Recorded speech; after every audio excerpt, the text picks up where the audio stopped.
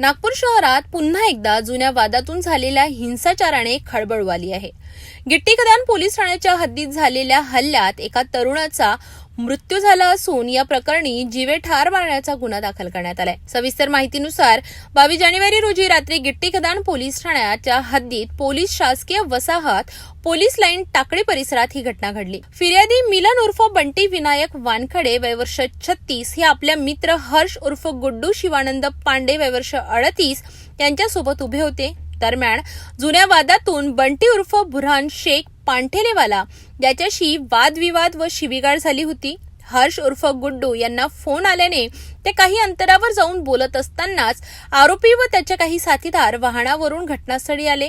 सर्व आरोपींनी संगनमत करून अवजार काढा असे म्हणत जीवे ठार मारण्याच्या उद्देशाने हर्ष उर्फ गुड्डू यांच्या डोक्यावर कोणत्या तरी धारदार हत्याराने जोरदार वार केला।